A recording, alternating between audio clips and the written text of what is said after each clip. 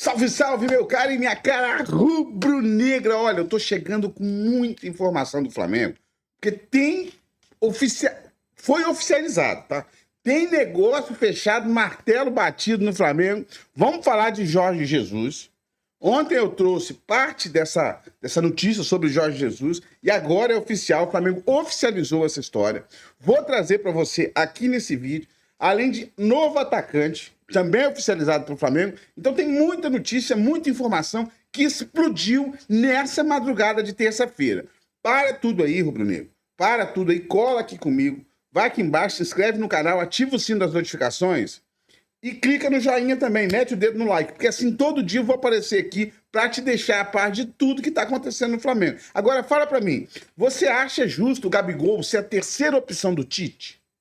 Comenta aqui. Você acha que tá certo, que o Gabigol tem que ser barrado mesmo, tem que ser de fato a terceira opção? Você concorda com isso? Eu não concordo não, mas eu quero saber a sua opinião. Se você concorda ou não, coloca aqui embaixo e bora pro vídeo, porque tem muita notícia, então acompanha aí, se liga aí, rubro-negro. Ontem ele estava, Matheus Bac, para quem não sabe, é auxiliar do Tite, também filho do Tite. Eu não gosto de ficar falando filho do Tite, porque antes de tudo, ele é auxiliar do Tite. Gostando dele ou não, achando que ele faz um bom trabalho ou não, ele é auxiliar do Tite. E ele estava ao lado do técnico Tite na entrevista coletiva ontem. E durante essa entrevista, confesso que eu não sei o nome do jornalista, fez uma pergunta muito boa. Uma pergunta relevante sobre o rendimento do Flamengo, irregular, uma hora joga bem, outra hora joga mal. E o Matheus Bac, ele não gostou da pergunta e quis, entre aspas, dizer o que o jornalista tem que ou não perguntar. E ele mandou assim, vou fazer um resumo. A gente jogou pra caramba, torcedor está pé da vida que a gente tomou gol, mas a gente também tá. Não pode basear todas as perguntas no fato de que a gente tomou gol no final do segundo tempo. Calma aí, Matheus Bac. Com todo respeito a você, não era nem para você estar aí. Já começa nessa conversa. Não era nem para você estar aí. O Tite tinha que dar entrevista coletiva sozinho, na minha opinião. Ele tem que ficar botando auxiliar para dar entrevista. Ele tem que botar, quando é necessário falar da preparação física, aí bota o preparador físico. Agora, auxiliar para dar entrevista, e tem isso também antes do jogo, não era nem para o Matheus Bac estar ali. Segundo, a pergunta foi muito boa. Muito boa. Sabe qual é o grande problema? Hoje, os treinadores e os próprios jogadores, eles não gostam quando eles são confrontados nas entrevistas coletivas. E repito, sim, tem que ser questionado sim, porque o Flamengo tomou um gol no fim do jogo que fez o Flamengo perder 2 pontos no Campeonato Brasileiro, ou melhor, deixar de ganhar 2 pontos no Campeonato Brasileiro por conta de uma bobeada geral. E a comissão técnica tem que responder por isso. Mas sobre a entrevista coletiva, teve uma pergunta sobre o Gabigol e o Tite respondeu o seguinte, a pergunta foi por que ele não colocou o Gabigol, mesmo na ausência do Pedro, ainda colocou o Carlinhos na frente do Gabigol. E a resposta foi, abre aspas, prestem atenção, treinamento. Ele começa com essa palavra, treinamento. Depois ele fala, jogos, especificamente, Carlinhos decisivo contra o Bolívar, contra o Atlético Mineiro, com gol, decisivo contra o Vitória, também com gol. Foi por isso essa opção. Agregado a isso, BH decisivo contra o Bahia, gol. BH decisivo contra o Bahia, assistência para gol. Nós fizemos o gol com o Carlinhos em campo. E o desempenho do Carlinhos nos outros jogos foi isso que me levou a decidir. Fecha aspas. Gente, com outras palavras, o Tite está dizendo que não escala o Gabigol porque o Gabigol está treinando mal. A primeira palavra dele, ele responde, quem pegou no ar? Repito, a primeira palavra foi treinamento. E por que eu estou falando isso? Porque nós, jornalistas, a gente não pode mais acompanhar os treinamentos. Tudo que a gente tem acesso é através de informação. E não adianta o jornalista achar que ele tem acesso a tudo que acontece no ninho. É mentira, é balela. É balela. O jornalista que acha isso, ele está se enganando. E é óbvio que tem alguma coisa acontecendo no ninho do urubu que faz com que Tite não escale o Gabigol. Porque não faz o menor sentido o Carlinhos entrar na frente do Gabigol. Mesmo o Gabigol vivendo uma péssima fase, mas o Carlinhos, tecnicamente falando, não dá. Não é jogador para Flamengo. Então o Tite respondeu entre linhas, treinamento. Tá na cara que o Gabigol está treinando muito mal e por conta disso o Tite não o escala. Tá na cara, pelo menos foi essa leitura que eu fiz dessa resposta do técnico Tite. Você concorda? Discorda? Pode comentar. Vamos lá, pessoal. O Flamengo enviou a lista de inscritos para a próxima fase da Libertadores. Lembrando que quinta-feira tem Flamengo e Peñarol no Maracanã, jogo de ida, 7 horas da noite, jogo extremamente importante pelas quartas de final da competição. E nos últimos dias, o Flamengo enviou a Conmebol toda a documentação necessária dos novos jogadores, das 3 mudanças que o clube pode fazer nessa fase da Libertadores. Na fase anterior, nas oitavas, poderia fazer até 5. E aí, nessa janela de transferência, o Flamengo contratou 4 jogadores, ou seja, um não seria inscrito, mas quis o destino ajudar Tite, comissão técnica e diretoria. Como o Michael está lesionado e só vai voltar em outubro, o Michael não foi o jogador inscrito. E aí o Flamengo optou por Gonzalo Plata, Alexandro e Alcaraz. Esses 3 atletas eles vão entrar nos lugares de Daniel Cabral, Vitor Hugo e também Igor Jesus. Esses 3 não estão mais no Flamengo. Daniel Cabral saiu em definitivo, o Vitor Hugo foi emprestado a um clube da Turquia e o Igor Jesus foi vendido ao Estrela Amadora, o mesmo clube, inclusive, que o Daniel Cabral se transferiu. Então o destino acabou ajudando todo mundo. Michael ficou fora dessa lista, faz total sentido, inclusive elogiar novamente, falei ontem no meu pós-jogo aqui no canal, mas quero falar aqui de novo, elogiar novamente a atuação do Gonzalo Plata e também do Alexandre. Esses 2 jogadores não disputavam uma partida oficial desde maio e jogaram muito bem. Gonzalo Plata foi bem pela ponta direita, quando atuou por ali. Durante o jogo ele passou para a ponta esquerda, foi bem também. O Alexandre foi muito bem na lateral esquerda, gostei demais da atuação dele. Inclusive, ele fez algo que eu pouco esperaria. Ele foi muito ao ataque, não é a do Alexandre. Mas ontem ele deu o cartão de visita dele, ele e o equatoriano Gonzalo Plata. O Flamengo atualizou a situação do Luiz Araújo e a notícia não é nada boa. O Clube de Regatas do Flamengo informou que o atleta Luiz Araújo passou por exames que diagnosticaram uma lesão ostocondral, que é uma fratura da cartilagem no joelho direito. O atacante passará por uma artroscopia e seguirá o tratamento no departamento médico rubro-negro.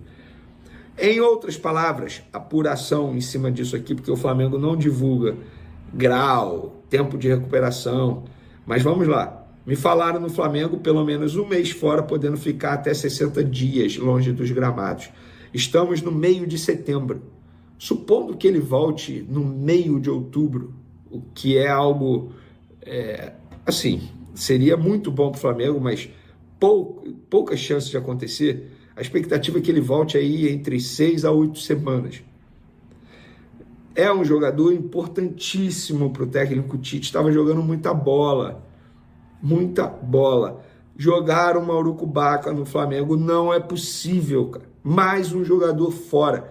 E dessa vez, gente, parem de questionar o departamento médico, na boa. Porque essa lesão foi uma pancada ali, não é muscular, não tem como. Acontece. Acidente de trabalho, digamos assim. E aconteceu com o Luiz Araújo. Então o Tite ele perdeu o Pedro, perdeu o Luiz Araújo, perdeu o Michael. O Flamengo, além de estar lidando com um péssimo calendário do futebol brasileiro, ainda está lidando com um acaso querendo prejudicar o clube. Só pode, cara. Não é possível essa quantidade de lesões, seja musculares, seja pancada, entorse, enfim. E por falar em lesão, na boa, cara, assim, eu sou apaixonado pelo futebol do Arrascaeta, para mim é craque, é gênio. Mas por que o Arrascaeta nunca está bem fisicamente? Nunca está bem. A gente está falando de um Arrascaeta sofrendo com problemas físicos desde 2020, 2021. O que falta para ele estar bem, para ele estar 100% do auge da parte física? Apesar que o tempo vai passando, obviamente ele vai ficando mais velho e a tendência é que piora.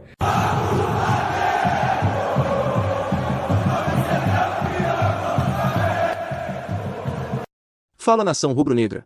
Vamos às notícias do Mengão. Deixe seu like, inscreva... Jogo após jogo, são sempre escalações muito fortes. Então, de certa maneira, eu entendo o clamor da torcida para que o time jogue mais, para que, na média, o time jogue mais. Eu não estou nem falando do jogo contra o Vasco, porque, sinceramente, eu acho que o Flamengo jogou contra o Vasco mais do que ele jogou em várias partidas que ele venceu, né? E que venceu ali com um gol no final, de uma maneira assim, sem produzir o suficiente para vencer. Então, eu acho que o Flamengo, de maneira geral, por ter o elenco que tem, ainda que tenha todos os problemas com os quais o Tite não contava, poderia realmente ser um time a jogar melhor na média. De novo, não estou falando do final de semana.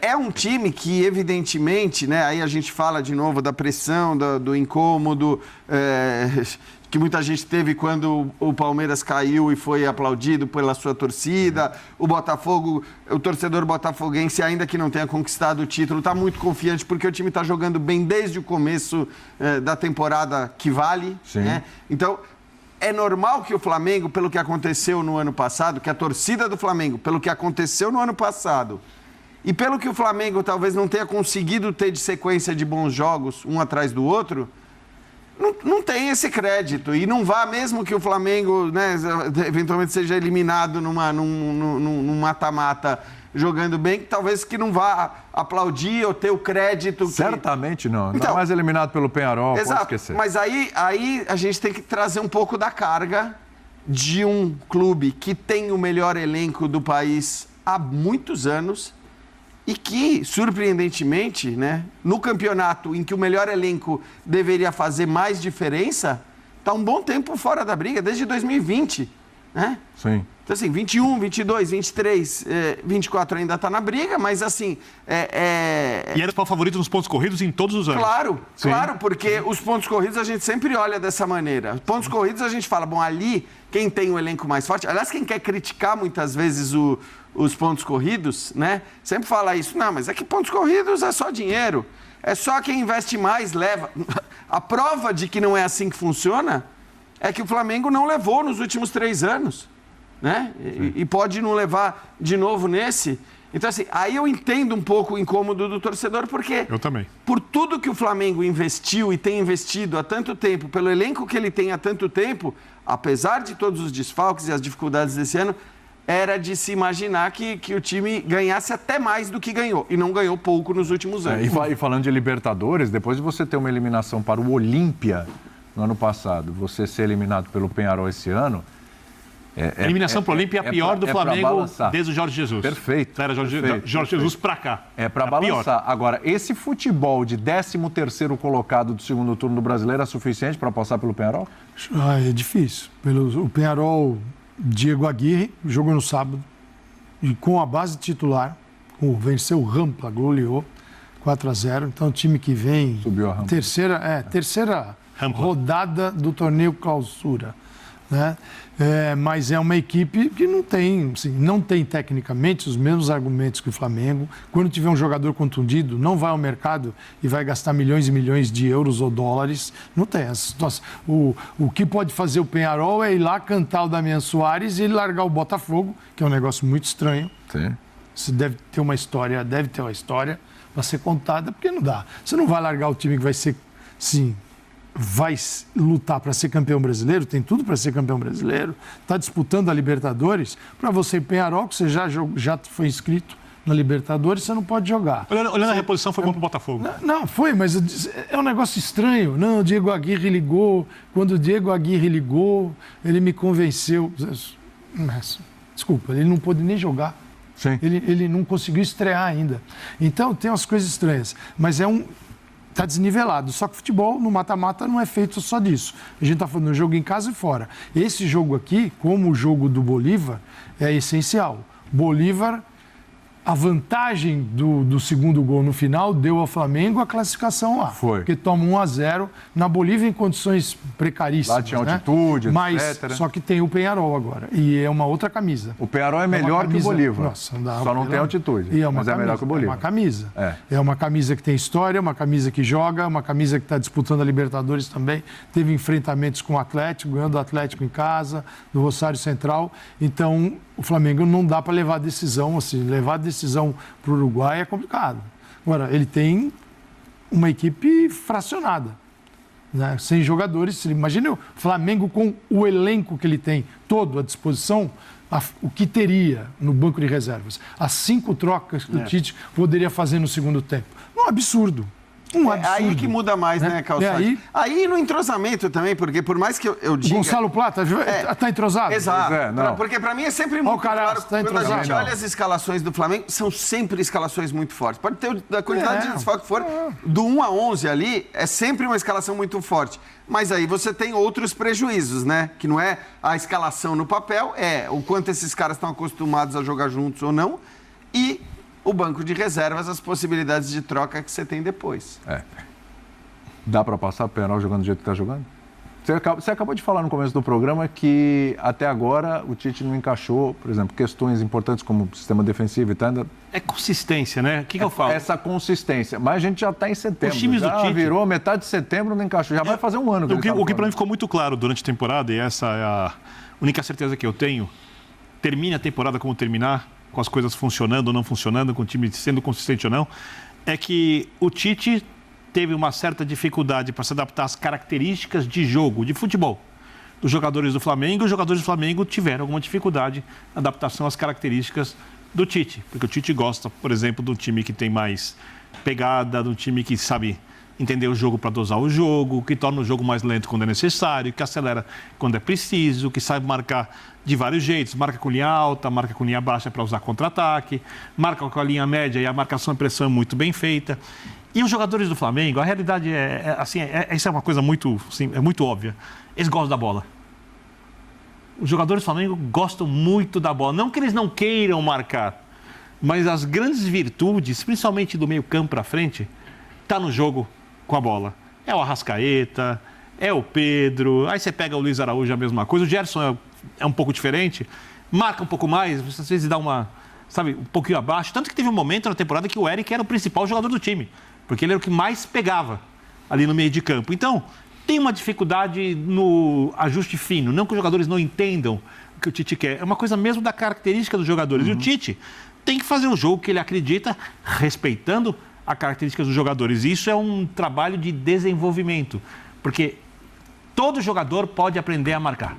Não existe um jogador no mundo que não tenha condições de aprender a marcar. Você pode não ensinar o cara a driblar, a finalização pode ter um limite, o cara trabalha, ela melhora, mas tem o limite, né?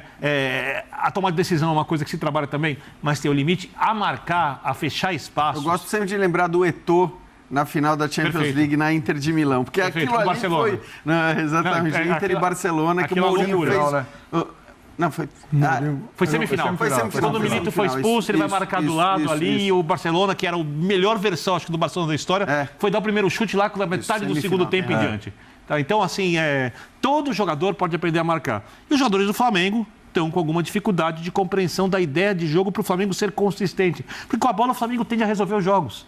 Só que você precisa achar o equilíbrio e o time que tanto gosta. E o time está com uma certa dificuldade. Só uma coisa, o verbo que você usou, que não vai aprender a marcar, talvez seja uma necessidade menor ou menos complicada do que o convencer a marcar. Porque eu acho que, mais do que aprender, o termo é convencer. E manter isso o jogo inteiro. Porque você pode aprender a estar disposto a fazê-lo. Exatamente. Né? Nesse caso, você percebe que há um incômodo nisso. É isso. E o Aguirre já deixou assim, bem, não nas entrelinhas, nas linhas mesmo. Que ele pode dar uma modificadinha, dar uma trancadinha no Maracanã. Não é assim aquele time que vem jogando a Libertadores, que enfrenta o Strongest em casa, que você entendeu? Outros adversários. A gente está falando de um mata-mata, quartas de final, jogando fora de casa, tendo que levar para o Uruguai a decisão. E ele pode colocar um terceiro homem, né? Um jogo mais que volta, marca, sai em velocidade. Eu acredito que é o que ele vai fazer. Aproveitar a linha alta do Flamengo, todo mundo joga assim, mas não é um defeito, isso é a necessidade do jogo. Se você sobe, a tua linha defensiva vai também. Né? Não dá para ela ficar lá atrás e deixar um latifúndio para o adversário. Isso é da natureza do jogo. Mas você joga com jogadores que têm velocidade e tem que recuperar a bola. Agora, se o Flamengo fizer, por exemplo, um jogo do nível do jogo que fez contra o Vasco, difícil o Penharol segurar. Sim. Bem difícil para Agora, é um time muito bom e dentro de casa com o seu torcedor. Eu tenho acho, muito respeito pelo jogo do Flamengo. Acho que muito a torcida tem um papel fundamental aí. Um fundamental é em produzir junto com o time e não esperar o time, o espetáculo para aplaudir. Assim, essa espera não faz bem. O torcedor rubro-negro, os melhores momentos do torcedor do Flamengo é quando ela joga junto. E a Libertadores pede isso nesse momento. No Uruguai, eles vão jogar junto com o Peñarol. Sim. E é preciso levar uma vantagem, olha, daquela do Bolívar para cima. Aquela 2-0 ali, né? Aquele 2-0 pelo menos salvou. Isso. Agora, a gente está falando aqui de uma equipe que está priorizando tudo, né? O Flamengo, o discurso do Tite é sempre dando, vamos lá, não, o brasileiro. Ontem o Tite falou o seguinte, falou, olha, eu aprendi aqui no Flamengo e tal, que a gente tem que... Né? Isso. Foi né? Curioso isso. Foi muito bom. Você vai poupar, eu vou poupar o meu emprego. É maravilhosa essa declaração, porque é isso, né? Assim, os caras... Vamos pra cima em todas as competições. De eleição, William. Agora, é verdade. E pra falar de Peñarol, ninguém melhor do que Diego Lugano, que é filho do técnico do Peñarol, Diego Aguirre. No futebol, ele é seu pai. Irmão maior. Irmão mais velho. Contra o The Strongest na fase anterior, o Aguirre, no jogo de La Paz, botou uma linha de 5, perdeu até por um gol de diferença, resolveu a vida em Montevidéu. Como é que você imagina o Peñarol no Maracanã na quinta-feira? Maracanã lotado contra um time, mesmo com tantos desfalques, muito forte. Não, sem dúvida que a chance que o Peñarol tem é venir fechado no Maracanã, tirar ritmo e espaço do Flamengo. Isso, taticamente, sabe fazer muito bem. Tem que ver se tem força e técnica para agredir também o Flamengo. Mas se o Peñarol sair vivo do Maracanã, lá em Montevideo vai ser complicado para o Flamengo. Sair vivo você também acha que é perder no máximo por um gol diferente? 1-0, 2-1, porque obviamente o Peñarol é 5 vezes campeão da Libertadores, movimenta a torcida, tem tradição e de novo agora está voltando a ter essa confiança, esse sono de ser campeão da Libertadores. Isso contagia o jogador, contagia a instituição. É um time grande de verdade. Tecnicamente, óbvio, muito inferior ao Flamengo, mas talvez taticamente e até em fome, fogo, aí o Peñarol até é superior ao Flamengo. Lugano vê no Peñarol, Djalminha, o jogador dos que ele viu até hoje no futebol que bate melhor na bola, sabia? Aguirre falou mesmo. Aguirre também falou? E também Quero até ver esse jogo. Ele passou pelo Fluminense. Leo Fernandes, o ano passado. O canhotinho? Sim, o ano passado foi um golaço. Bola parada é com ele mesmo. O Atlético Mineiro, os 2 goles de Peñarol em Montevideo foram 2 faltas dele, que a bola havia e o goleiro... Tipo o Juninho Pernambucano. Como... Quer ver? Não, a gente não quer ver isso. Não, ele bate bem na bola. Nós não vamos ver isso na quinta, não. A gente não quer ver essa batida que o Lugano falou. Que ele bate bem. Se no Fluminense ele fez gol, acho que... O cara, esse ano, disputou 34 jogos. 16 gols e 14 assistências. Tá bom pra vocês? Quem? Esse jogador. Não, e deu 16. O Fernandes. 10 foi o tiro livre.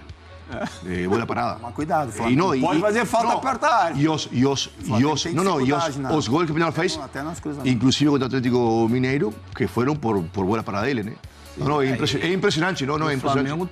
Você vai ver. O Flamengo tem dificuldade de marcar essa bola alçada na... Eu acho que o Maracanã vai ser difícil que o Peñarol consiga ter faltas perto da área, porque eu imagino o Peñarol com posse de bola, mas em Montevideo, que os times iguais não jogam, te empurram. O negócio é jogar, te empurram, aí perto da área vai ter muito contato físico, vai ter falta, aí vai ser complicado. A torcida reza para que ninguém se machuque mais. Porque mesmo assim, o Flamengo, para você ver como o Flamengo tem um elenco poderosíssimo, né?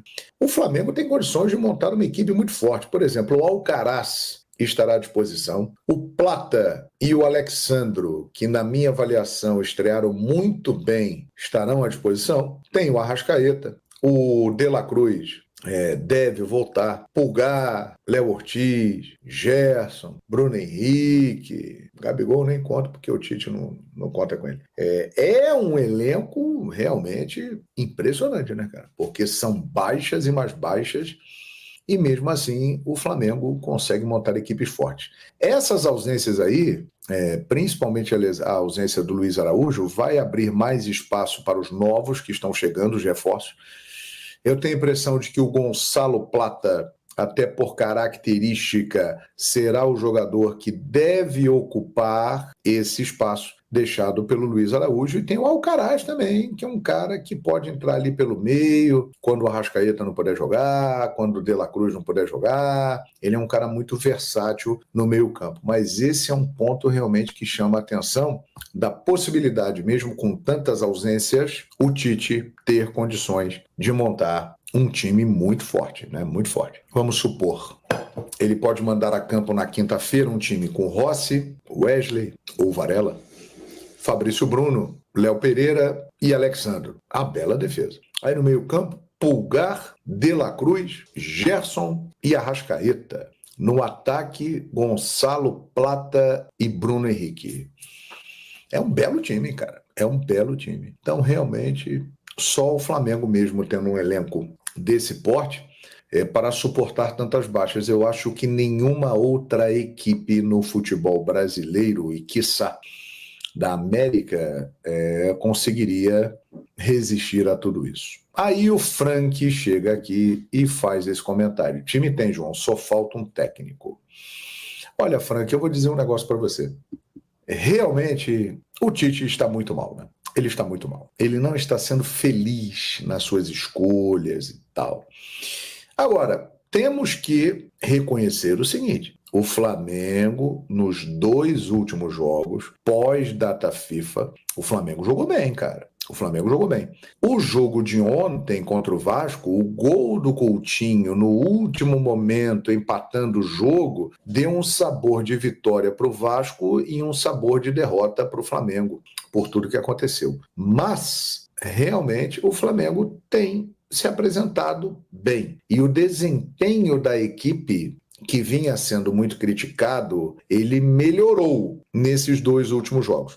E vou dizer uma coisa, vai precisar continuar melhorando para passar pelo Peñarol na Libertadores da América e também pelo Corinthians na semi da Copa do Brasil, porque são 2 times inferiores ao Flamengo, mas são 2 times muito aguerridos, muito determinados. Então o Flamengo vai precisar continuar melhorando de rendimento. Boa noite, JG! Com Carlinhos em campo, é só placar em branco. Olha, coitado do Carlinhos, né, cara? Ele é um jogador que veio para compor elenco, Alexandre Mandarino. E não é verdade, porque ele realmente fez gol contra o Vitória, lá em Salvador, que o Flamengo venceu, fez gol contra o Atlético Mineiro, lá em Belo Horizonte. Mas ele não pode estar à frente de Gabriel Barbosa, mesmo o Gabigol não jogando bulhufas há 2 anos, ele não pode ser uma opção à frente do Gabigol. O Gabigol é um jogador melhor que ele.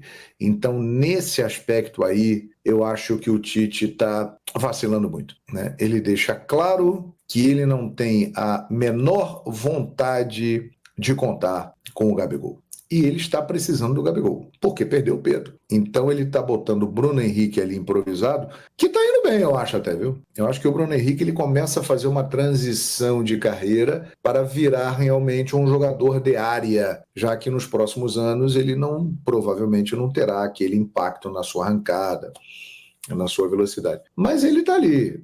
No mínimo, o Gabriel teria que ser o reserva do Bruno Henrique. Não é o caso. Ontem ficou provado isso. O Tite está dizendo que não escala o Gabigol porque o Gabigol está treinando mal. A primeira palavra dele, ele responde, quem pegou no ar, repito, a primeira palavra foi treinamento. E por que eu estou falando isso? Porque nós, jornalistas... Bom, Rubro Negro, deixa aí nos comentários o que você acha dessa história. E a história de Jorge Jesus é o seguinte, tá? A diretoria, o BAP, disse que se ganhar a eleição vai contratar Jorge Jesus. O que você acha disso? Você concorda com o BAP? Seria uma boa o Jorge Jesus? Ele que falou, tá? Não sei o que eu tô dizendo. Falou na entrevista dele a um podcast. Tamo junto. Quando tiver mais notícia, eu trago aqui pra você, Rubro Negro.